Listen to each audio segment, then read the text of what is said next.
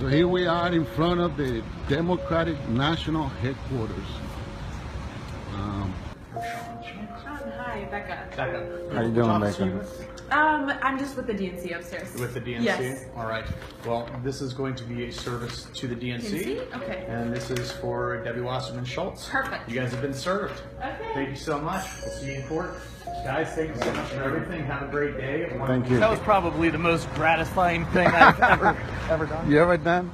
It was a celebratory day for Sean Lucas when he entered the DNC building last month and told a committee official, "You've been served." Lucas worked as a process server for the class action DNC lawsuit.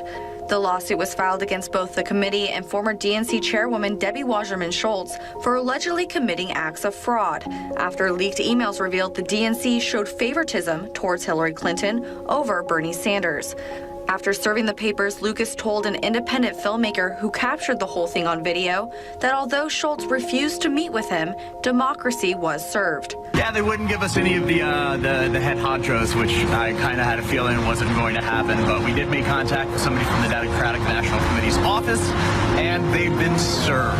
Democracy has prevailed today. But in a bizarre twist of events, on August 2nd, less than 1 month after serving the subpoena, Lucas was reported dead.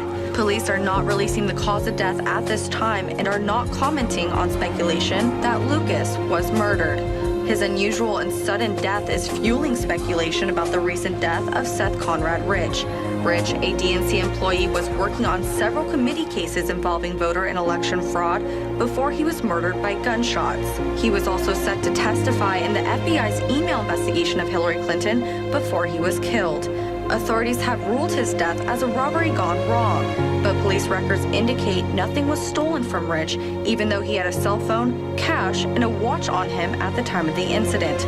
Whistleblowers go to significant efforts to get us material and often very significant risks. As a 27-year-old who works for the DNC, who was shot in the back, murdered just 2 weeks ago for unknown reasons as he was walking down the street in Washington.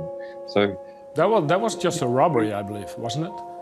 no, there's no finding. So What are you suggesting? What are you suggesting?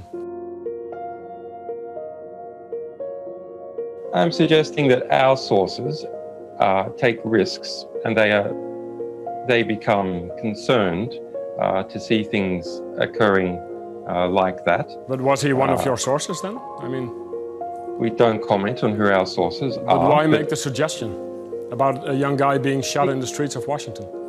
Because we have to understand how high the stakes are in the United States, and that our sources are, our sources face serious risks. That's why they come to us, so we can protect their anonymity.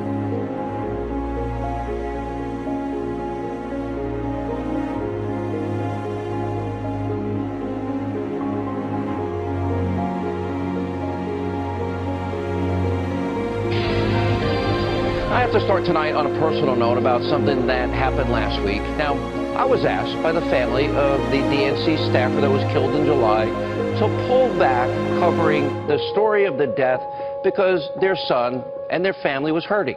Now, their family had a consideration, seeing the pain that they were going through. They told me a number of times what was happening with them, and I was honestly glad to accommodate them because as a father, I know that I would probably never recover if I lost one of my kids.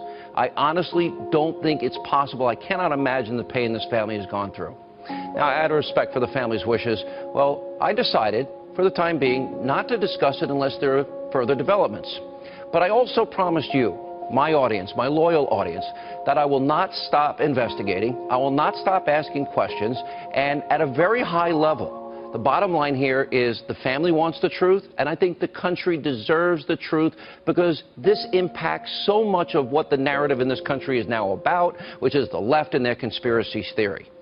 Now, I can report, I am making progress. We will have a lot more coming probably sooner than later. And I want to address this because, well, I have now been labeled by liberals, members of the Destroy Trump media, a conspiracy theorist.